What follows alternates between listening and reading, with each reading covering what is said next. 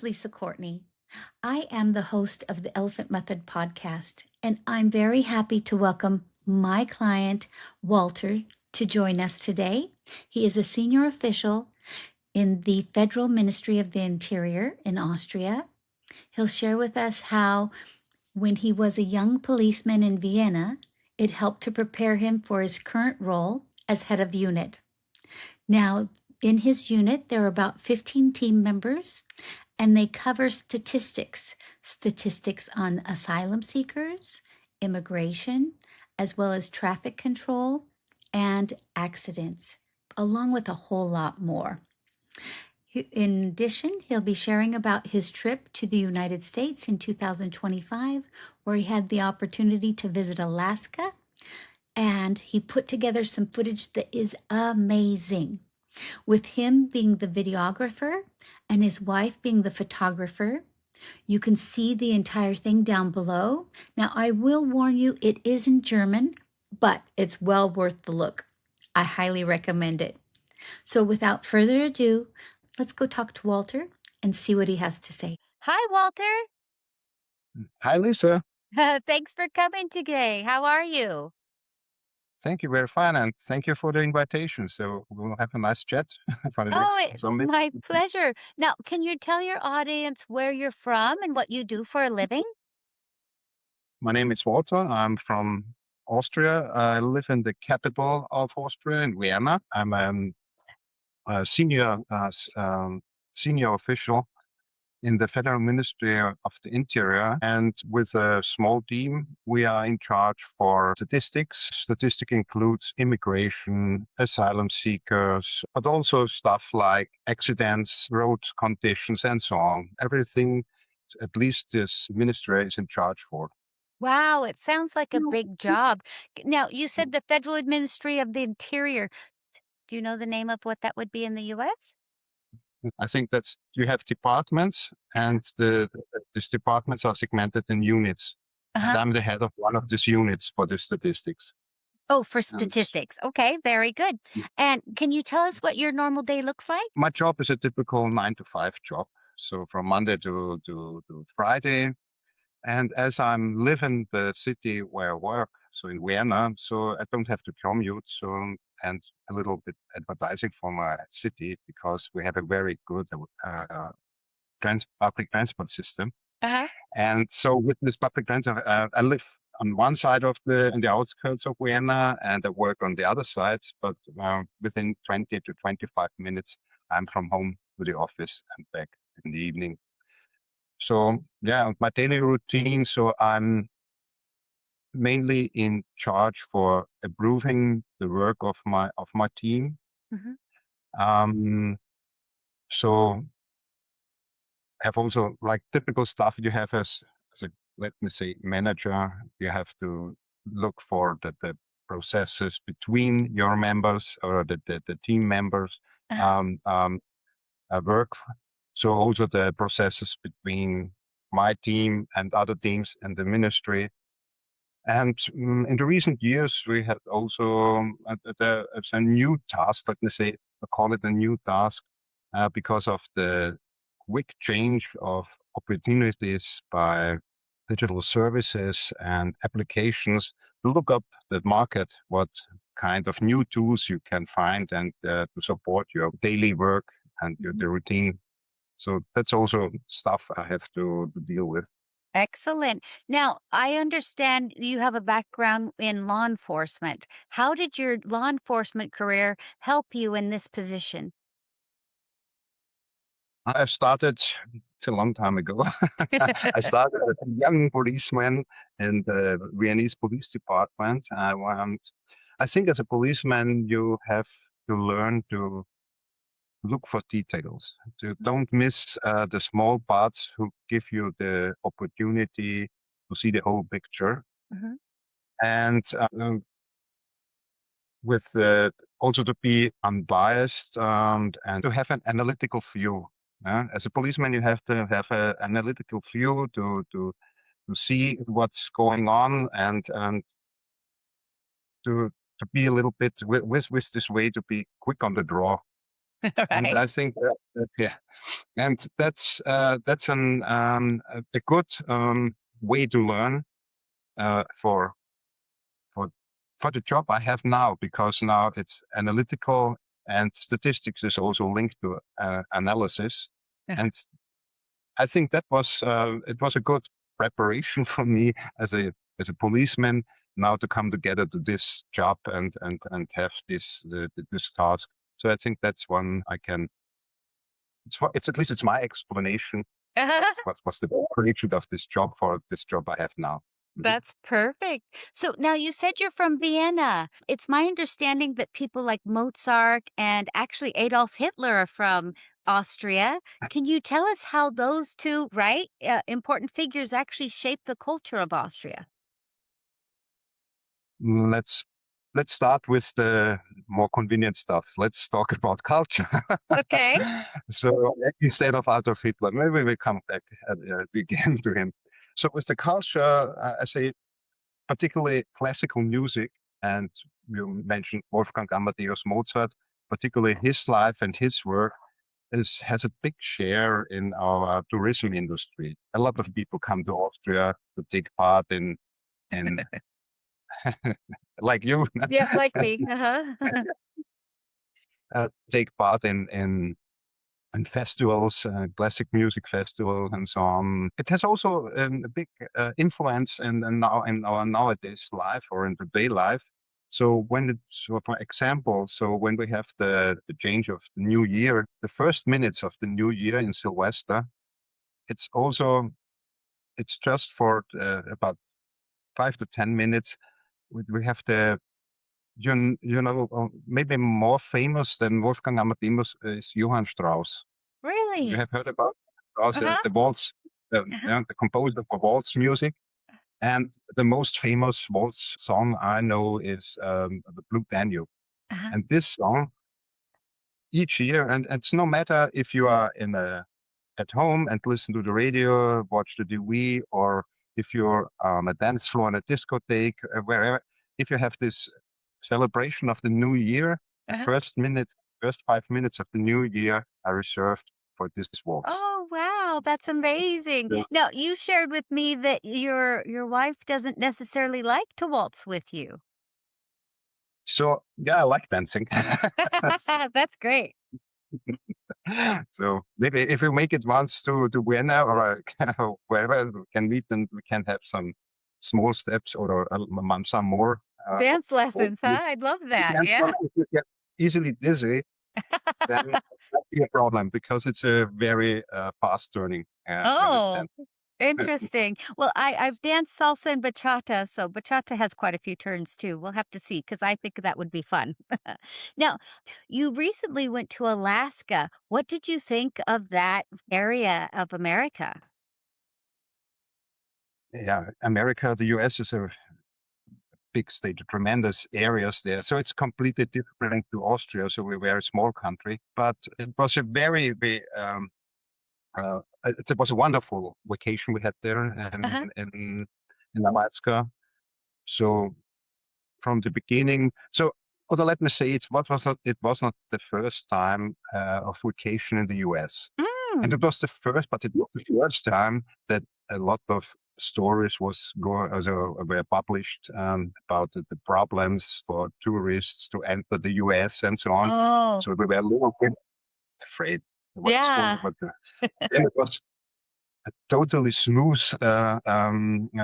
process Uh-huh. with the immigration officer. It was Thank almost goodness. a chat with him, with a Yeah. chat, and it was really nice. And it was without any problem. We entered the U.S. soil, Mhm. and then we had a wonderful time. So we had beautiful hikes, delicious food, particularly seafood. We wanted to see bears, and we had a wonderful time in the Clark National Park Uh-huh. for 3 or 4 days, and we were there. And from the morning to the evening, we had this bear experience, and Wow. we learned about mama bears and cubs single bears, and so it was wonderful. And young bears, they played together, and wonderful.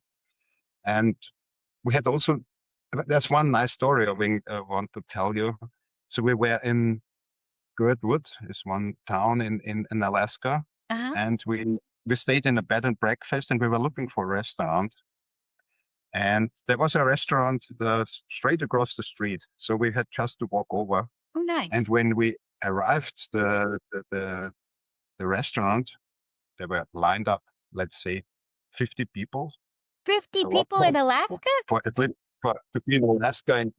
Wow. And so my wife, my wife lined up, and I just passed the line to see on a small board the operating hours, no? And Uh-huh. when the the restaurant will open. And I looked up this board.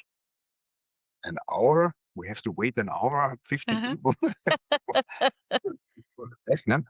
And my wife was discussing with the people in front of us. The last group was a party of 4 parents with her son and his young wife. Mhm. And I told to my wife, I think we have to find another restaurant. A lot of people there, and it will open in just in 1 hour. Yeah. And they convinced us. They said, "No, you have to stay there. We are not from this area. We Uh-huh. just we're visiting a cultural trade show, Mhm. and every time we do this each year. And every year when we are here, we have to go to this restaurant because it's worth to wait. Yeah, the wait there." Uh-huh. And I can tell you this 1 hour was passed away like nothing. So we were chatting, and they are asking us because this young couple had married, I think, 2 months ago, and they were reflecting on to have they had their honeymoon somewhere. Uh-huh. So I Uh-huh. told them, "Hey, go to Austria if you want to. It's a very nice area to have a honeymoon." And they told us about their life. We told them about our life. And after an hour, we entered the restaurant, and it was worth to Oh, be that there. sounds what a great story. I love that. You have another story that I recall in the US as well. It maybe not have been so friendly. You ran into our boys in blue. What happened with that? It's that's really a long time ago. So it was as about, I think, 2003, 2004. That means more than 20 years ago. Uh-huh. I was there with my wife and with my daughter. She was 10 years old. And when I was a boy, I loved the stories about cowboys and Indians, Uh-huh. and it was clear that once I will be there in the States, I will also visit these areas. And so we did this. We followed the Oregon Trail, Uh-huh. and the part of this Oregon Trail was also the Pony Express Trail. Right. And I think, mm, and I think Right. it started in Nebraska. Mhm. And so we started very early. We knew that we had to pass a long distance this day, and started the car, and we drove on, and allowed the cruise control a little bit more than the 60 we allowed. Uh-huh. And then there was a long downhill um, area, Uh-huh. and it seems that this added also 1 or 2 miles more. And then there was a car approaching. For me, it looks like a sports car, like, Oh. say, Trans Am or something like that. Uh-huh. So it wasn't really mind for it until it passed, and I thought, was there a light bar on the roof of this car? And Right. looking in the back mirror, and saw the flashing lights, blue Oh, and red. no. And I saw the dust cloud coming up because it made a hard U-turn. Oh, And then, wow. oh no, was not good. So, So you met our so I boys in pulled up the blue. car. Yeah. Uh-huh. Yeah.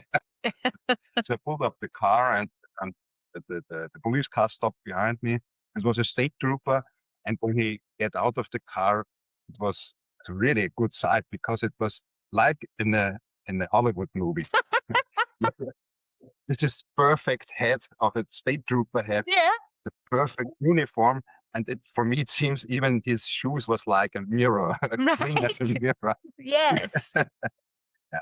And he approached and asked me for my driver's license. For him, it was a little bit surprise because then 20 years ago, now we have also this plastic card Mhm. driver's license, but Mm. then we had a driver's license made out of fabric, a very resilient fabric. Wow. Mhm.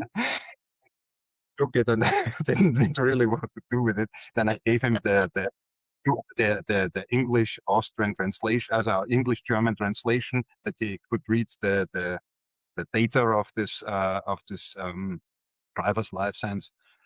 And I think the good stuff for me was when he looked in the back seat. So my little daughter was kind of a puppet of a string because she was sleeping, still sleeping in the and was in the safety belt or Uh-huh. something like. And he looked and just smiled a little bit because he Aw. found it funny to see this poor girl. And she was buckled up, so everything was fine and safe. Then he did the job necessary we had to do as a policeman on the computer, checking that the car is okay and that I was okay. Uh-huh. Then and I anticipated now I have to pay. Right? But he came and said, "You know that you were speeding?" And I said, "Yes, sir, I know. And I'm very sorry for that." And I said, "Okay, I give you a warning. It's the last warning. You are in the computer. If you get caught again, then it's really expensive for you." Okay, thank you. So you got off scot-free that time. Oh, good. I learned my lesson, but I never, I never learned more than the speed limit. Let me say that. I love that story. Now, it's interesting because you and I are able to work together, and I'd like to have you express your opinion what's going on in the Iran, Israel, and US war. Oftentimes, being in Europe, you don't have the opportunity to speak about such things that affect America. So, what's your viewpoint? Viewpoint. That's I think the poor people in Iran are in a predicament. Mm. So Agreed. because in Austria we say you have the choice between the black and cholera. That means two terrible diseases, and Yeah. you have to choose which one of the diseases I want. Because the the on one hand, to keep this Mullah regime, Mhm. and people will die because of this regime and the power of this regime. On the other hand, they have now a war, and people will die to get rid of the Mullah regime. I'm quite sure nobody in the world is will mourn this Mullah regime when they get rid of it. Not Uh-huh. better than today than tomorrow. But anyway, it looks like that the plans the US government had failed a little bit because it was not a quick victory they Right. were anticipating. Mhm. So, yes, and now it also has a tremendous impact, not just for the people in Iran and the countries around Iran, like Israel and Mhm. other countries. It's also now an impact on the whole world community economy. Absolutely. So we'll see. With, yeah, and for if you ask me for my opinion in that case, I said maybe I'm quite sure it would have been better to thinking twice about the start of the war and stay more with uh, negotiations between states and to find a diplomatic solution for that. I think that Yeah. would be the better. It would have been the better idea. I Yeah. do think that the US is rethinking that as it would have been a better option as well. I could be wrong, but that's what I think too. You actually started a new chapter this year. You have a brand new granddaughter, brand new baby girl. Is she your first granddaughter in the family? It's the first granddaughter, but I have two grandsons. They Uh-huh. now in the adolescents now, so Uh-huh. 14, 15 years old. Oh, wow. It's a big Are they thing as tall between. as you? Oh, the taller than me. So Really? the older one is, I think, let's say this size, bigger, as taller than me, and the Uh-huh. other one is in the next weeks he will have passed me. I love that. I love that. What do you like best about growing up grandpa? The best to be a grandpa is you can take care of somebody, but you don't have to, because I call my daughter and say, "I'm sorry, I have to do something different." Yeah. It's not that way. But yes, so the good stuff is you have them just for a certain time, and then you can be the Uh-huh. grandfather and the perfect grandmother, Yeah. because you don't have to deal with what's in the school going on, to have the right foods, to have a proper food, to have healthy food. So if they want sweets, to get sweets.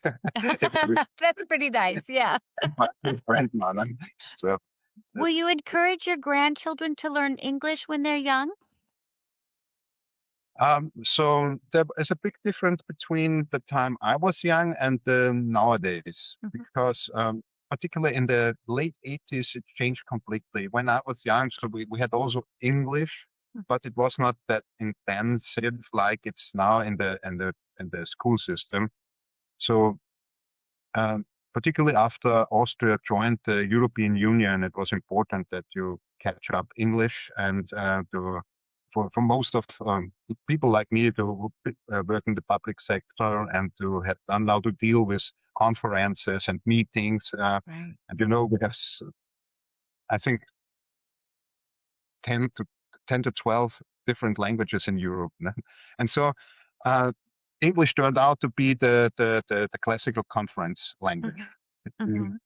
Swedish, Finnish, and Austrian, and Italian, French. Then they converse together in English. That was perfect.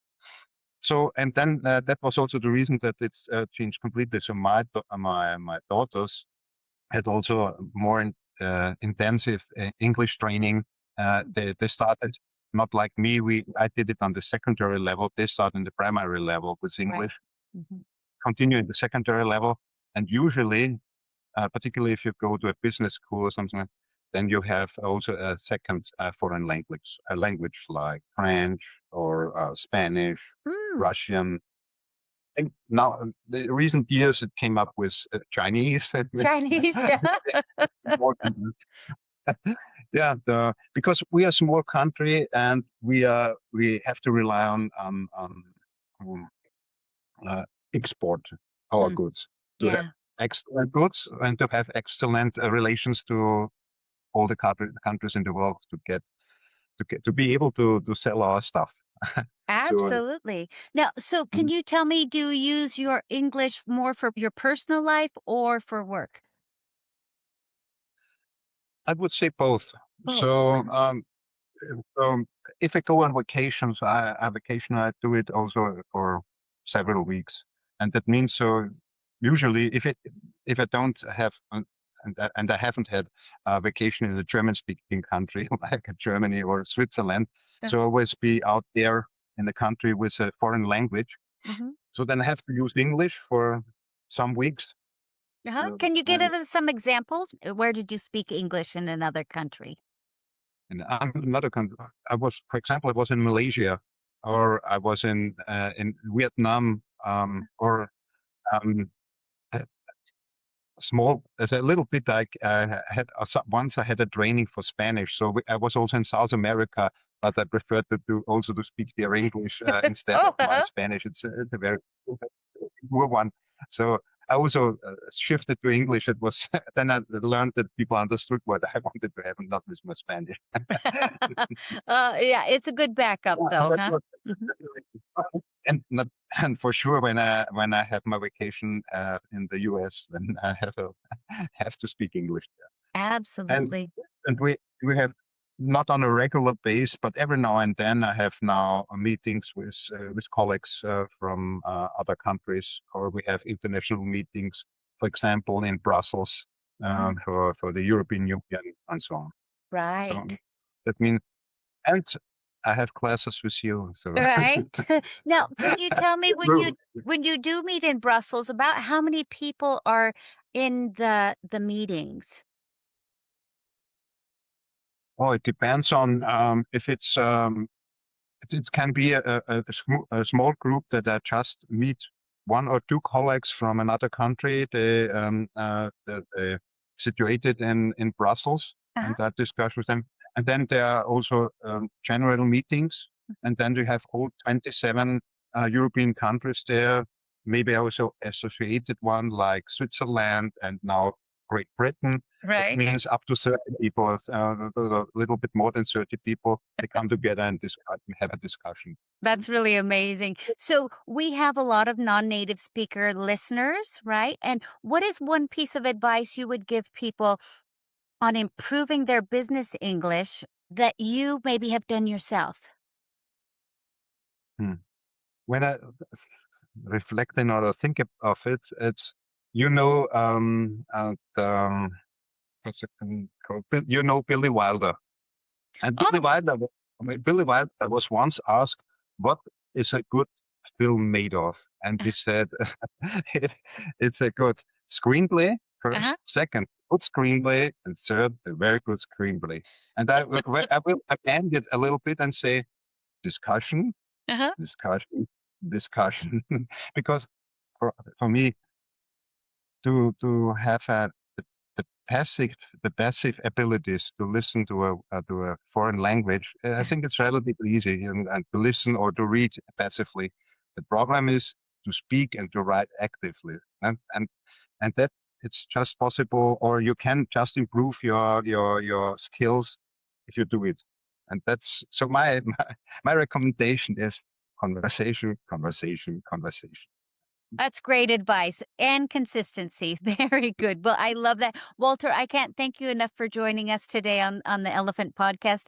And I really appreciate your time and effort in being here. You did a great job. And I'm sure that our listeners would love to see your video from Alaska if you'd be willing to share. You put such a beautiful piece of art together. Is that something you'd be willing to share with our listeners? I don't see any problem with it. So because it's a YouTube channel, so I can give you the URL for it, and yeah, and you can disperse it. Perfect. I'll share it down below because it turned out really gorgeous. Yeah.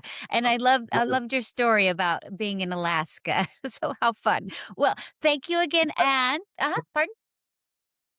I just once again I wanted to say thank you for this opportunity to have this discussion now, and if it's for help for all the other listeners of this conversation we had together now, it's wonderful. Oh, thank you so much. It's my great opportunity to help people around the world really see non-native speakers in a different light, right? So I love that. And you're just a wonderful person and great to be around. So I'm glad that you could spend your time with us. Thank you again, Walter. It's nice to see you. Thank you. Bye bye. Bye.